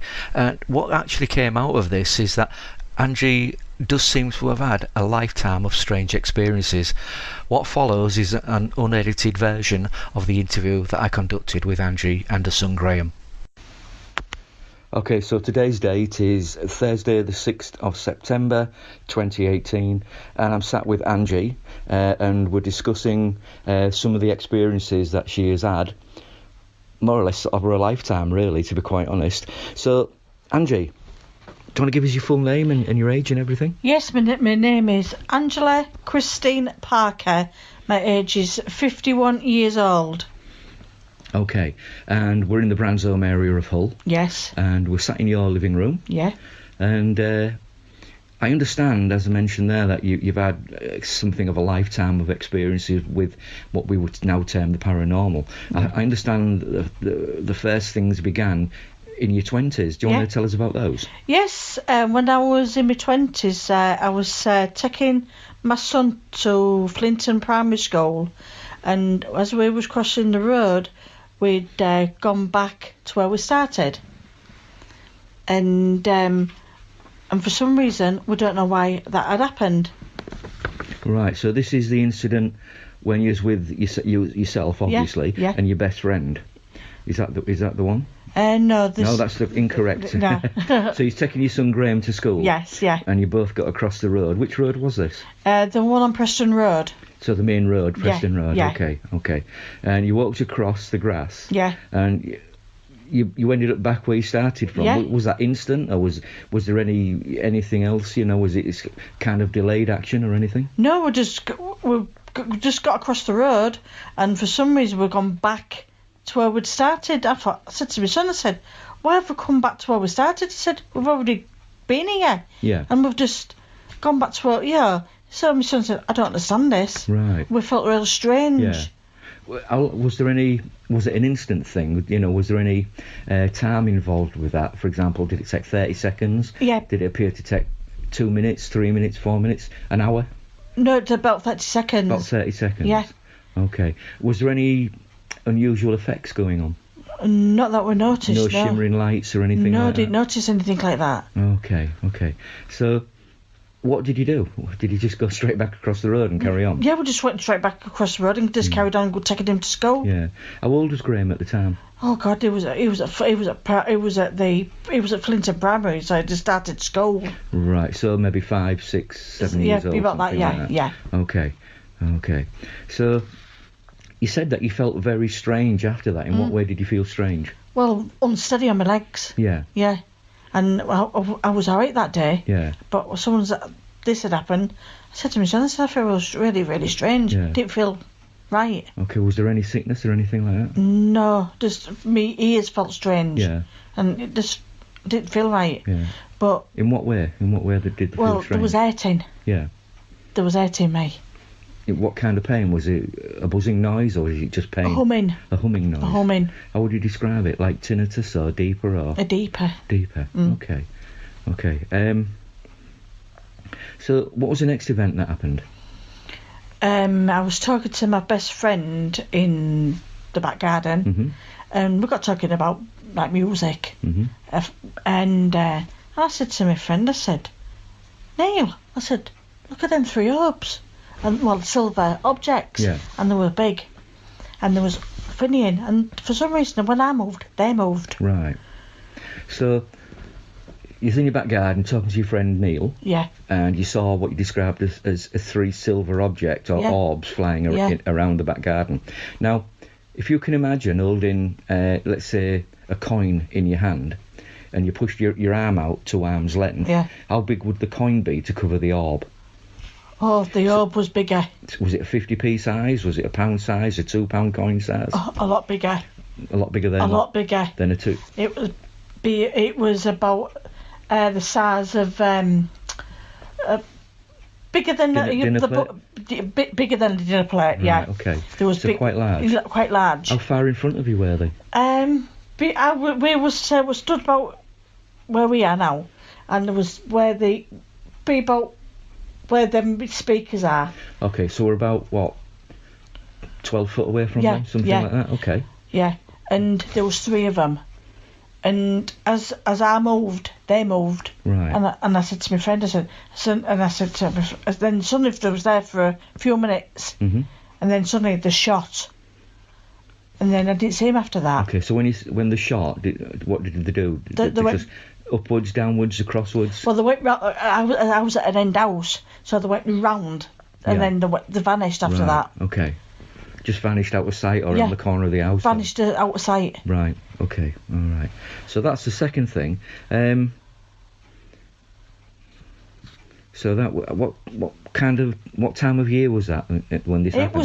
It was about spring, summertime. Yeah, do you have a year at all? No, I can't remember what year that was. Okay. What time of day?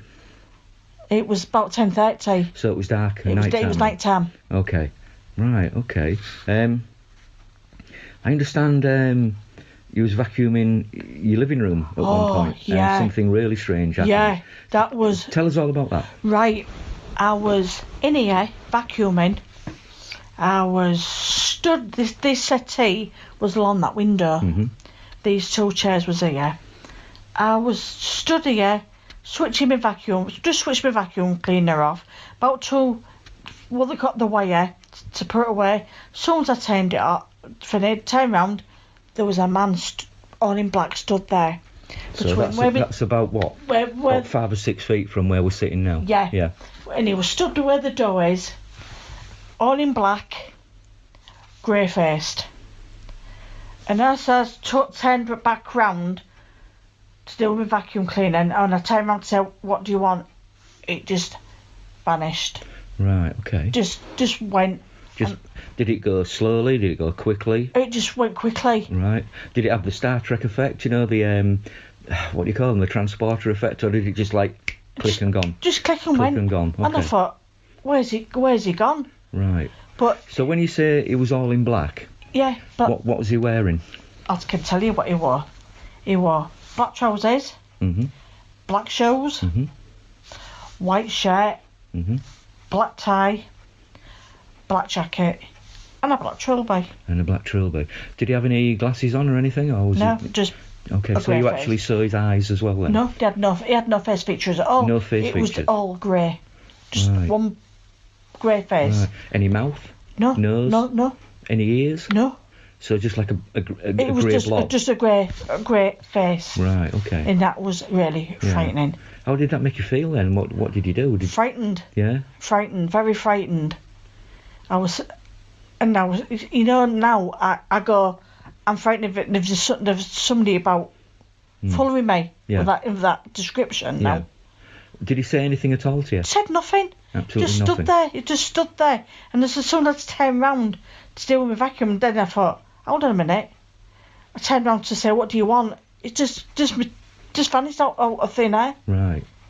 Okay. Anybody else see that? No, it was just me. Just you? Anybody else seen anything like that at all in the house? No. Right. But I've got something else. While my husband, Mike, was sat there on the settee, you know the surf tops? He saw one of them shoot past me. So when you say the surf tops, these are the devices that we put the liquid in for washing clothes, and you put that into your washing machine. Yeah. In which way did it come from? From the unit. From the units. Passed straight past me. Right, okay. So was that from the right, the left, above, below, straight at you? From the right. Yeah. To the left. Right, okay. Was it moving fast or slow? It moved quite fast. Quite fast. Okay. How long ago was that? I think not last year, the year before. Yeah, it's about the same time as this man in black. How long ago was that? This man in black was 3 years ago. About 3 years ago. So we're in 2018, so roughly 2015. Yeah. Any time of year in particular? comes to mind? This was about summertime. Right. Okay. You mentioned to me about August and yourself and your husband, Mike, when he was in the front garden. Yeah. Do you want you to tell us about that? Oh yeah. It's summertime, because it was a hot night, and my husband has stood having a fag, and I'm sat, and I thought I'll have a little walk about in there, because it's only a small garden, and I'll open the gate, and as I stood out in the front between the two row of houses, up in the sky, I saw a red object. How high in the sky would you say? If you kind of like take your hand, obviously that's horizontal. Well, above the houses, it was quite above. So you saw that from the front garden? Yeah, from above the houses. Yeah. And I said to my husband, I said, Mike, I'm looking at a red object. So he said, where? I said, there. So he said, oh yeah. Next thing, excuse me, it said, and next thing there was a plane coming over. As soon as this plane got far enough, this red object took off. Right. How big was the red object? Again, if you think of a 10p piece or a 20p piece or a dinner plate, what would cover it? About a 10p piece will cover it. Okay. Yeah. Okay. So, anybody else see that besides you and your hubby? I think this object had been seen all over Hull, I think. Right. Because was that this year? This it was a few weeks ago. Okay. But my stepson had seen it as well. But it had been seen on the Sunday as well. Yeah. So they'd seen something else on the Sunday? Yeah, my stepson had seen it on the Sunday. So he thinks it was the same object? The same object, yeah. Right. What day of the week was this then, in the August? Can you remember? It was the Saturday and the Sunday. Right, okay. Okie dokie. Now, you've actually shown me a couple of pictures of... that you've actually taken inside the house. Yeah, they're underneath there. Yep, we'll just get these out. So... Do you want to describe this one to me? It looks like you're all done up and ready to go out there. What is it you're doing? What it was, I was just having my son taking some photos of me in my dress, and for some reason, these and I didn't know about it, and so for some reason these orbs had turned up on my photo. Yeah. And I didn't know. My auntie spotted it. She said, "Did you know there's a face on the?" Yeah. It's in the top left-hand corner of the image. Yeah. Well, not quite the top left, but it's in the upper left area of the photograph. Yeah. And it looks like what does it look like? Just like a little bit of a face, doesn't it? A bit of a face, yeah. And are there any? With the person who's taking the photograph, did they use any flash? No, I don't think my son did use a flash. And for some reason, there's a line going across the TV screen. Yeah. And when my son was taking photos before, there's never been any lines going across the TV screen. Yeah. But I've got an orb there as well. Yeah. And there's one there. So there's 1, 2. Yeah. 2 orbs at least that I can see in this light, and you've got that what looks like a face on the top left there. Yeah. Are these digital images or are they filmed with film? Yeah. Are they taken with film with an old-fashioned film camera? No. With a proper digital camera. Yeah. Okay. All right. So we've got another image here. Oh yeah. Do you want to tell us about that one? What yeah, that is? My son had taken this one. Whereabouts in the house is that? That's in the back bedroom. Okay. That was taken in the back bedroom. Okay. Well, so what have we got? Got quite a few orbs there, and my son just took this, and this is when he was living here actually, and it took quite a few, just taking shots, and the cat was playing was real strange, and he thought, hold on a minute, where's my cat playing up? And next thing, my son started taking shots, and these turned up on the film. Yeah. And this was on my son's camera. Again, was this digital? Yeah, but the same. Okay. On his camera, yeah. So is that the same camera? No, that's mine. He's got his own camera. Okay. Any flash used? Yeah, he did use the flash. You used the flash on that? Yeah, okay, no problem.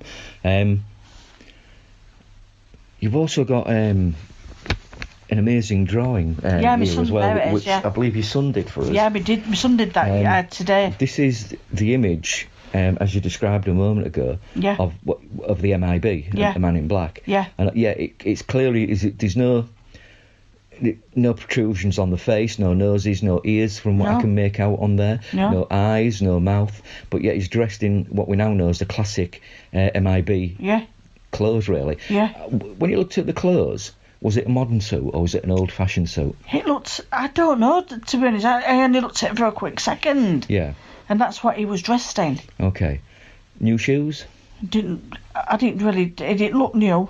I would imagine if you'd have been that startled, you wouldn't have taken it all in anyway. No, I wouldn't, no. You know, some fella you've never met before stood in your living room and somebody with no face. Yeah. Absolutely. So, I mean, just looking at this, I can see the grill there on the... yeah, he's a good artist. For the central eating grill there, we've got all that, you know, and we've got the window there and everything. He's a good artist, my son is. Brilliant. Yeah. That's brilliant. And has anything else unusual happened to you? And I'm trying to think. I've had, oh yeah, funny enough, my husband used to mess about, and I would be watching TV and he used to go, ooh, ooh, like that, and suddenly it'd hear like a rattle, like somebody rattling a packet of crisp, and then suddenly it's just shot through the bedroom door. I thought, what's wrong with you? So he said, someone just rattled a bag of crisp. I said, dear, what you on about? So he said, someone has just rattled a bag of crisp. There was nobody there. There was only my husband on the landing. Yeah. That's very interesting. Very interesting. Have you ever checked into the history of the house that was lived here before? Yeah, I did, but nobody's died here. Right. He moved out. And he used to come and collect his post. Right, okay. Okay. Just a few moments ago, we looked at some moving images of orbs as well. Was it Graham that took them? Yeah, Graham filmed them, yeah. Okay. I've got them on my phone as well. Okay. Are they separate to the ones that Graham did, or are they the same images? The same images. Right, okay. Because what I wanted to do, if it was okay, was maybe have a quick chat with Graham about that, if it's okay. Of course you can. Yeah? Yeah, I'll bring him down. Okay, so Angie, thank you for sharing that experience with us. Yeah, that's fine. And that's brilliant. Thank you very much. Yeah. Okay, so Graham's now joined us, and I'm just sat talking with Graham. And Graham, do you just want to tell us a little bit about yourself? I'm age 30. I do part-time work for Hull Truck Theatre and the new Bonus Arena. Okay, brilliant. So you must see some stars there then in Hull Truck. Anybody famous you've seen there? Not many. Yeah. Not many, okay. You're working on that. Yeah. Okay. Your mum showed me earlier on an image that had been taken, which I believe is your bedroom, or was your bedroom? Yes, it was. Okay. Do you want to describe that image to us? It's the image of my bedroom I took back in 2015. That night I was a bit curious because I was hearing sounds from that room and thought I'll take 5 pictures. Yeah. So, just going to stop you there. What were the sounds that you were hearing? It was like somebody walking or like going past. Well, and especially when you get like a feeling like something's there, but you can't see what. So what was the feeling like? Was it one of apprehension, or was it one of curiosity, or was it one of panic? It's more like curiosity, not like someone's like watching, someone's in the room with you. Okay. You're thinking, there's something unusual about this. So I thought I'll take a photograph just to get my curiosity out the way. So I took 5 pictures, about like 2 seconds interval each. What kind of camera did you use? It was I think it was an Epson. Epson? I can't remember. Can't remember the actual model? No. Okay, that's fine, don't worry, it's not a problem. So what have you got on the images then? Do you want to describe them to us? Yes. When I took the images, there was nothing on the first 4 images. So when I moved on to the 5th one, I captured about 3 or 4 orbs. Yeah. And 2 of them I've clearly seen near... One you can see clearly near my old cupboard. And the biggest one you can see is above where I used to sleep. Yeah. Above my bed. Okay. Now, I mean, looking at this, well, I'm looking at an orb now, which is right next to the what is basically a cupboard cum wardrobe, as my mum would have called it, which is a pine pine wardrobe stroke cupboard, and we've got what looks like a white or an off grey colour, whitey colour round orb smack bang in the centre of the picture. Did you use any flash or anything? Yes, I did, because I found with using with a flash on, it seems to capture them more easily than not with non-flash for some reason. Okay. I mean, so the flash actually brought these out. Okay. Yeah. Okay.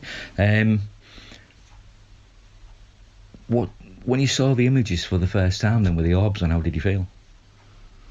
To be honest, I wasn't surprised. Why wasn't you surprised? That's an interesting statement. Well, all my life I've actually seen ghosts.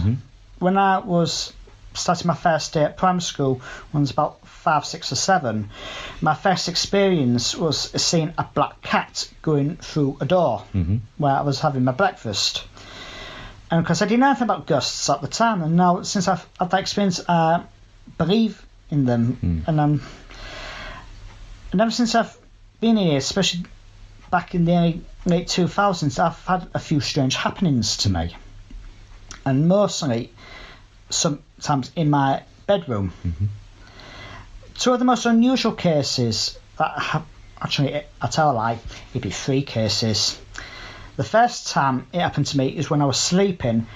My left leg was up in the air. What, your leg was just stuck up in the air? Just like that, and suddenly it just went like that. Yeah. As though something had picked it up and dropped it. The second time, and this happened even my own mum, who was in the next room, in her bedroom, what happened was, even I couldn't explain, neither could my mum, somebody knocked on my door. And the door was shut, and my mum could hear it. I thought it was somebody messing around, but no one was there. The third time, this was, I'll tell you, even I'm baffled by it. I dropped on my bed. What do you mean you dropped on your bed? What happened? It was like I was in levitation. Right. Okay. Yeah. Did you feel yourself going up, or I felt myself coming down? Right. Like someone just dropped me out of the air. What happened before that happened? Anything I have no idea. Was you asleep, or was you? I was asleep. Yeah. And when I hit the bed, I just went, whoop. I woke up. You up. What the hell's going on? Okay. Right. Okay. Have you ever woke up with any unusual marks on your body? No, not to my knowledge. Right. So I know Angie's just raised her hand there. Did you want to say something, Angie? I have. So you've woke up with unusual marks on your body? I have. Right, okay. What are they like? It's like a red mark. Right. I woke up with that one. I've never had this before. And I just woke up with that. Okay, I'm just going to pop across. Oh, sorry. Whereabouts is that? There. Okay. Don't know what this one? Yeah. Right, okay, yeah. You've got like a little red... Yeah. Some kind of... There's no scoop or anything like that. There's no depression or anything like that, no. Is it? Okay. Woke up with it. I've never had one before. Okay, and no problem. Like I say, I woke up with it. When did you wake up with that? Be about a couple of months back. I had a real weird expression, and I thought I'd been somewhere. Then when I woke up, I thought, "Pam, my arm hurts." And when I woke up with that. So, does your arm still hurt now? No. Okay. Have you checked it for any lumps under it or anything? Yeah, it is lumpy. Yeah. Yeah. Is it when you touch it, when you press down on it, do you get any pain or anything? No, it just feels lumpy. Okay. Now, going back to Graham, you've got some very fascinating film footage of things flying around in I think it's your bedroom. Is that Yes. correct? Do you want to describe those to us? They're like orbs, and they're sort of like moving in a set type formation, and some of it is more like dancing. And it's just always in my room, and sometimes even when you're just by yourself, you can hear like somebody walking around in my bedroom. Yeah. Or my old bedroom, that is. Yeah. And nobody's there, so anytime I hear that, if I'm by myself, I would go up and try and get a video footage see if anything. And I captured all these orbs. Again, you did that on your phone, I take it? Right, okay, yeah. Does anybody else use the bedroom today? Well, I think you do, I just do. to store stuff in. I do Yeah. store stuff in, yeah. Okay, so have you ever seen anything there, Angie, or heard any people, what kind of footsteps walking around yeah. there? Yeah. Okay, how often does this happen? Once in a blue moon, I'll be sitting in the living room, Yeah. watching the television, and my husband will be laid on the settee, and I'll go, there's somebody walking around upstairs, yeah. What do? Do you get up and go and have a look, or do you sit down here and just get on with things? I just get on with things. Yeah. So just things like that then kind of like happen once in every blue moon, Yeah. but often enough for it to become normal. Yeah. Right, okay. Well, I just want to thank you both, Angie and Graham, for allowing me into your home today, just to come and have a quick chat about these wonderfully strange events, to be quite honest with you. And thank you very much for your time. Much appreciated. Thank you. Both Angie and Graham do seem to have undergone a series of strange happenings. While some could possibly be explained away as perhaps natural occurrences, such as a mark on Angie's upper arm, seeing a faceless grey head wearing a suit that epitomises MIBs cannot, more so as it faded out in front of her own eyes. While out posting flyers for the OLM 2017 conference, I began a conversation with Odette and Lisa. Lisa owns and runs a shop in the Newland Avenue area of Hull. She sells many varied items for the home, from washing lines to soap powder and all things in between. As a part of this, she regularly makes trips over the Pennines, the row of hills that form the backdrop to some of the UK's most spectacular landscapes. She travels over to Manchester to collect items from a commercial retail outlet.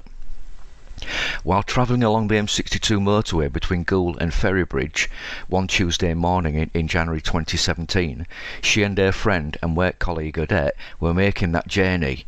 Here is the recorded interview conducted by myself. Okay, it's Saturday 13th of January 2018 and I'm sat talking to Lisa Ainsworth. She had an unusual experience approximately a year ago, and she's going to tell us all about it.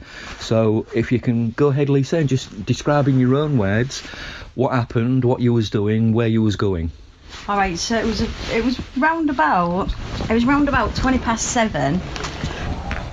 Was that morning or evening? Oh, in the morning. Okay. It was dark. Mm-hmm. It was foggy. So we're driving along the motorway, not real fast. Which motorway was you on? Oh, the M62. Mm-hmm. So it had a fog line as you're driving. Do you know where it's real dense fog above? Yeah. But there's a fog line. Yeah. On the right, it just came below the fog line. Yeah. You know, it just appeared out of it as though it had to get out of it to see. That's what I thought. So it came below the fog line and it just slowly moved across in front of us. I'd say it was quite far away, but not. Do you know, because it looked about... If you held your arm out at arm's length, Yeah. what size coin would cover it? Would it be a 5p coin, a 10p coin, a 50p coin, £2 coin? What would cover it? What would block it all out from vision? No, it was bigger than a coin. It was bigger than a coin. It was closer than that. So, I'd say... What would you say? Even bigger than a brick. Bigger than a house brick? Yeah, maybe a brick. Yeah. So imagine if it's far away, but the lights... Yeah, I'd say a brick, maybe. Right, So okay. not a coin. Yeah. So it came below the fog line, and it slowly moved across. So smooth. Unbelievably smooth. I'm just going to stop you there a second. What was it that made you notice it? Was there any lights on it? Was there any protrusions? Was it the speed it was moving?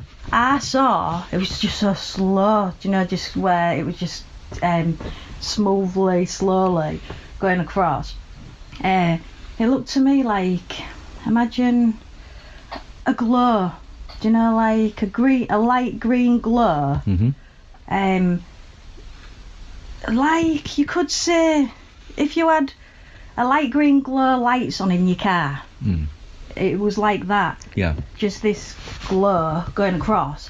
As we got closer, it looked like, as I remember saying to Odette, it looks like a a grabber. Do you know that had legs? Yeah. So, but I think the only reason I saw the legs is because of the glow. When I say glow, I mean the full thing. But it could have had extra bits. Yeah, I understand. Like it could have had discs at the side, do you know, where it's longer, and maybe I only saw the middle bit. Yeah. What was lighting up that reflected. So I saw a claw as I was going along, like a giant jellyfish. Yeah. It looked like. Yeah. When it was more or less like there. Yeah. So with it being, I think you mentioned to me earlier, the date of this was January the 24th. 24th, yeah. 2017.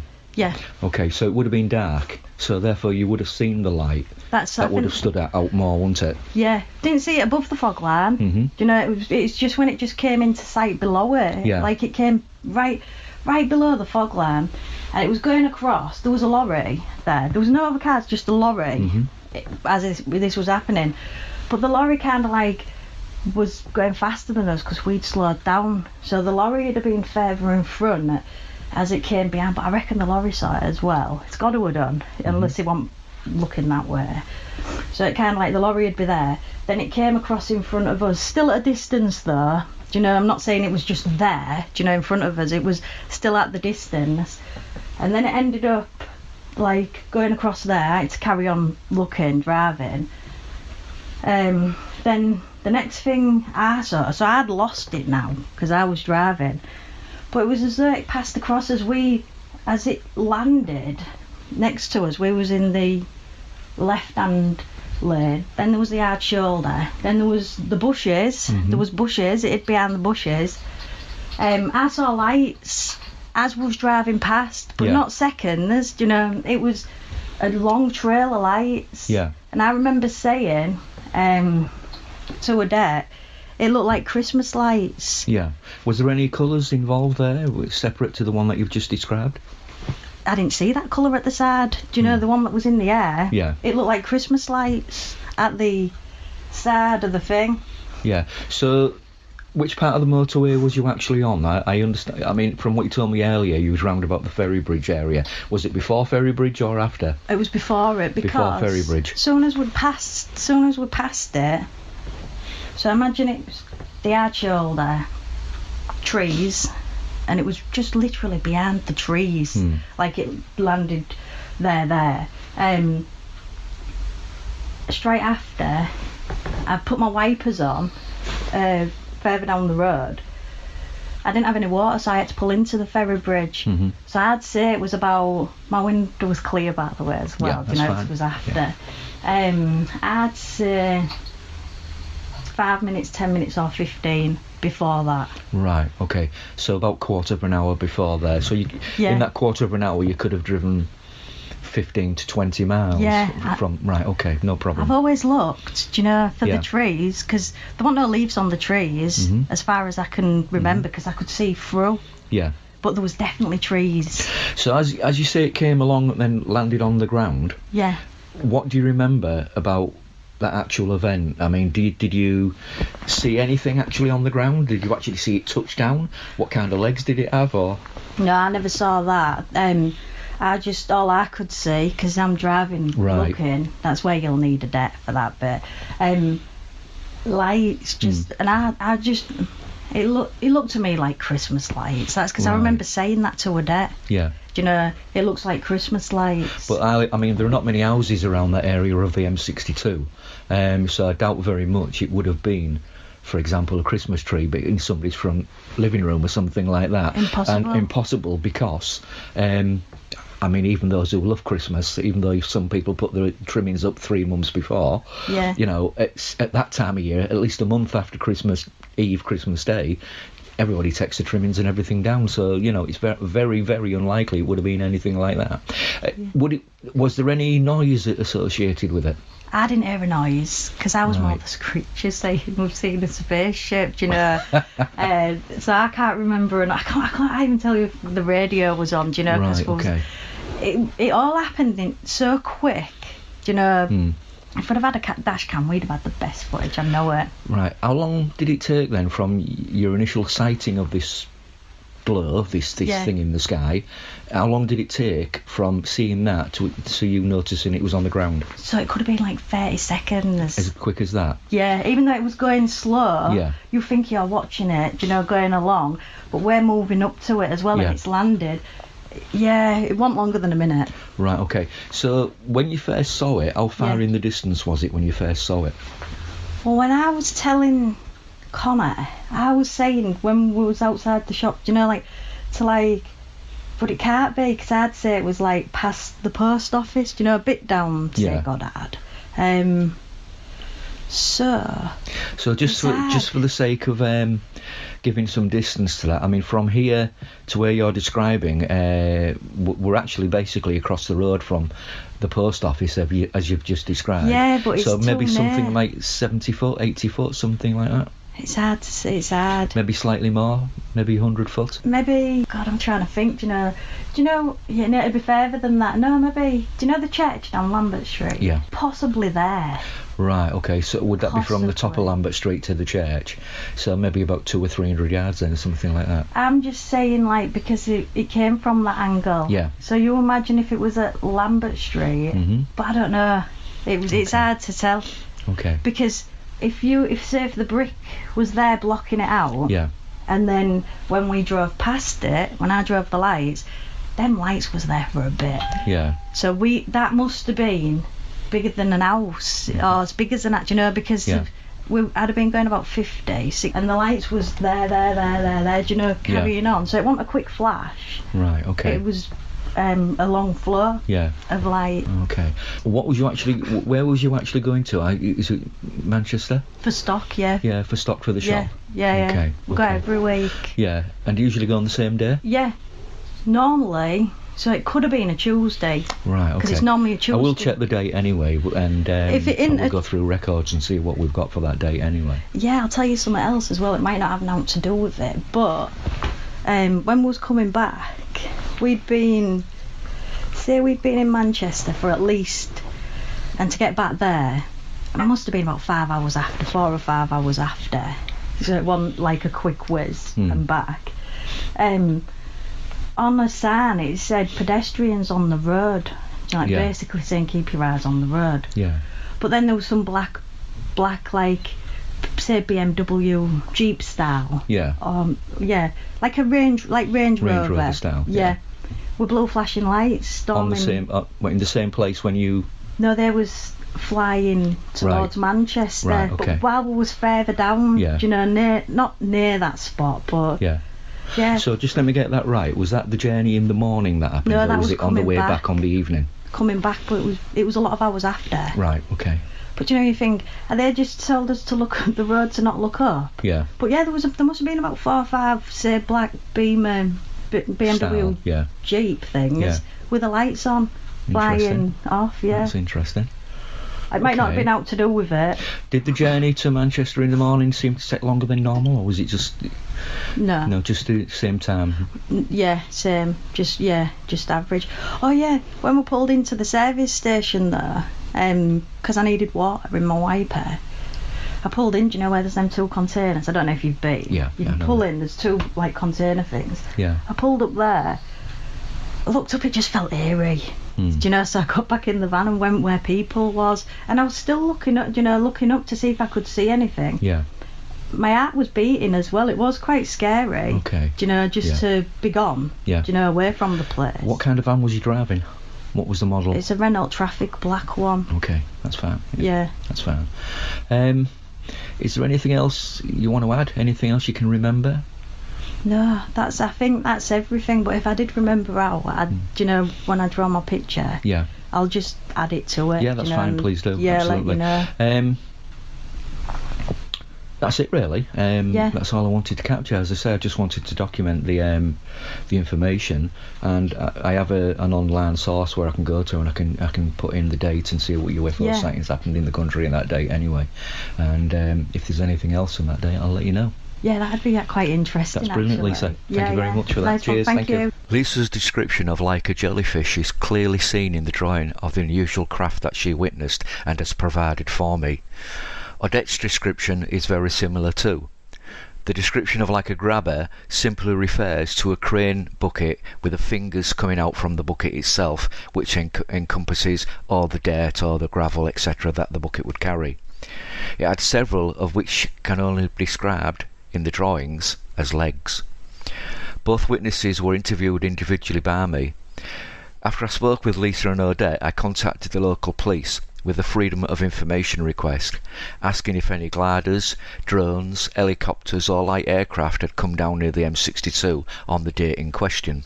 All three of the different forces I contacted all replied in the negative. Here is Odette's description of exactly what she saw. Okay, so second interview with Odette. So Odette, if you can just give me your full name, your age, what kind of work you do, and we'll just go from there. Right, my name's Odette Francis. I'm 33-year-old woman.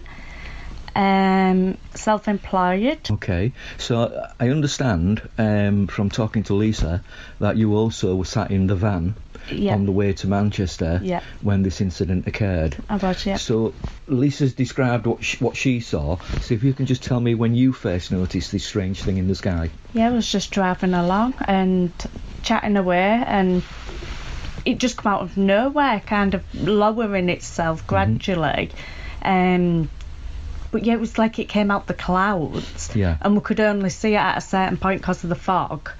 But when we saw it, it was no mistaking it.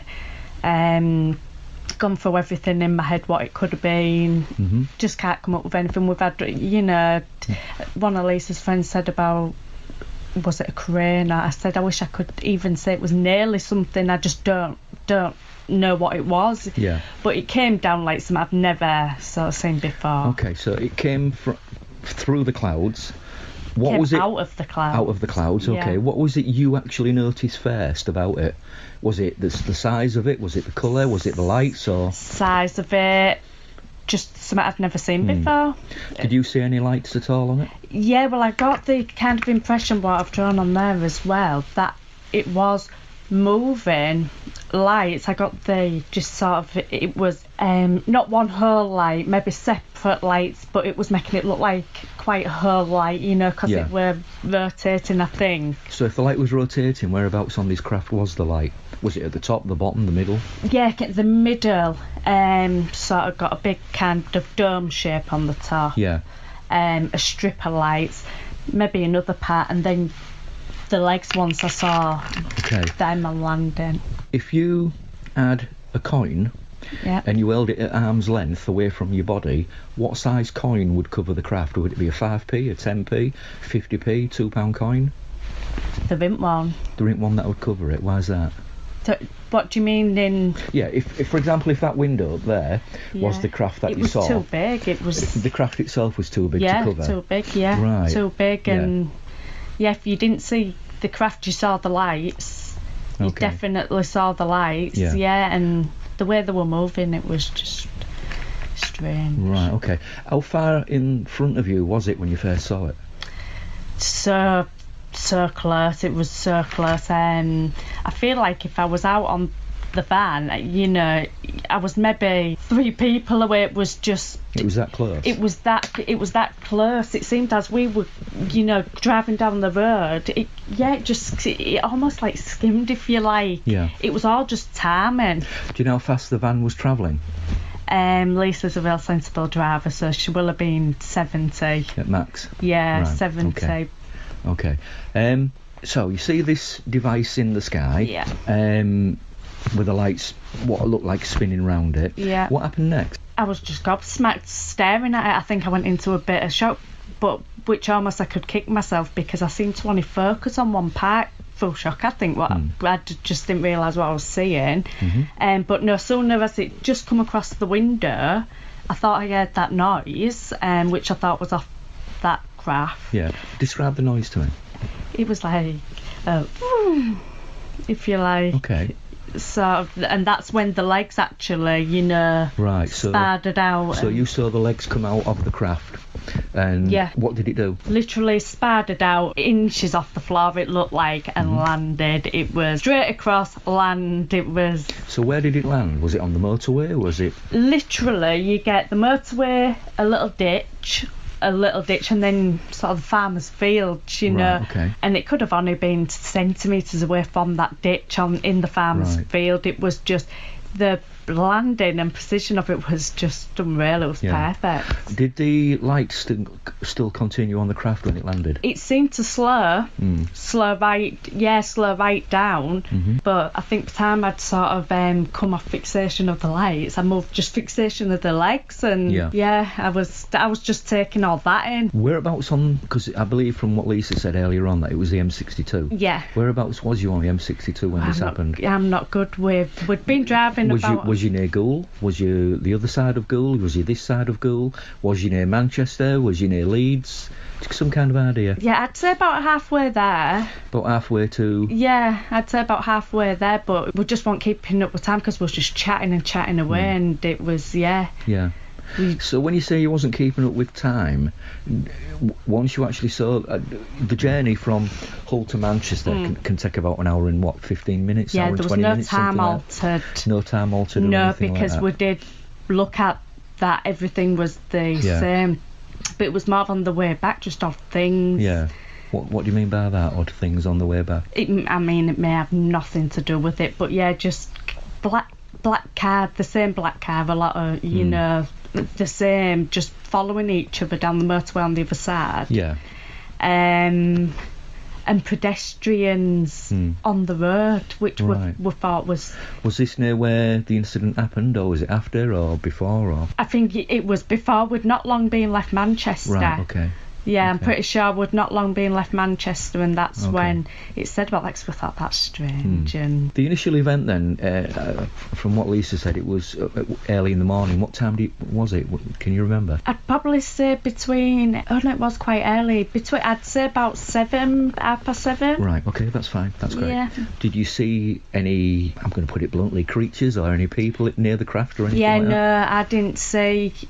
But that's why I almost wish I'd have looked above the lights, because I'm wondering what was there, you know, on that top bit, which I'm really interested. I wish I'd focused on that. I wish I'd have had more time. Well, what I'm going to do, because obviously I've looked at your drawing here now, and it does look egg-shaped or Easter egg-shaped, to put it bluntly. Yeah. How tall would you say it was? Not including the legs, just the actual craft itself. What could I compare it to? Well, this wall here in front of us, I'd say is about 12 foot high. Yeah, I'd probably say even a couple of foot on that. Right, okay. All right. Couple of foot on so that. around about 16, 18 foot, something like this? Yeah, okay. Once it was up close, it will big. Yeah. That's okay, that's fine, that's great. As I mentioned to Lisa earlier on, with it being about a year ago, I'm not going to be able to go to the site, look at the site. Yeah. If I'd have known within a month, I could have maybe got in touch with the local airport and see if they had anything for that time, that date, etc. in that location. And did they tell you if you... Well, you can put in freedom of information requests to any official government department, and most airports are ruled by certain authorities, which are run by the government basically. So yes, you can put that in, you can get the information. Is there anything else that you can think of that happened that day, that morning, that seemed strange or anything unusual? No, it was just on a real good high, good mood, and was just normal really, having a laugh. Everything was going good. Just the weather conditions that was all that was really out of place, and there was no traffic hardly. There was only a couple. Yeah. I think there was maybe a lorry driver, maybe two other cars, but I know what every vehicle was in front has got to have seen what we did. Okay. When you say the weather conditions, what do you mean by the weather conditions? Were strange, different? Or? It was thick fog. It was really like you couldn't see that much in front of you. That's why it took, I think, a while. I mean, you'd have seen that far away if it was a clear day.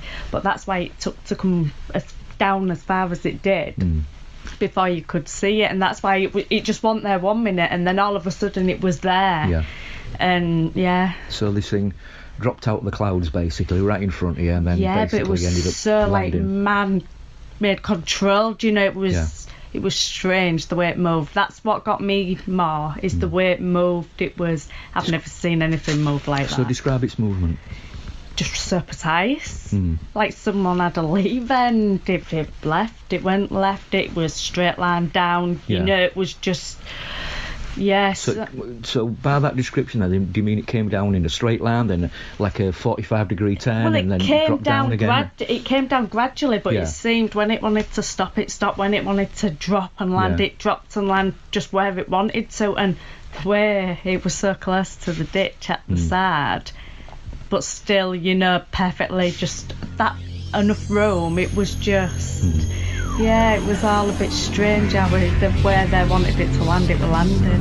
When you say they wanted it to land, what do you mean by that? What do you mean by that description? Yeah, I'm not sure because I think I just gathered as they, maybe, and I don't know what I mean by they. I'd like to.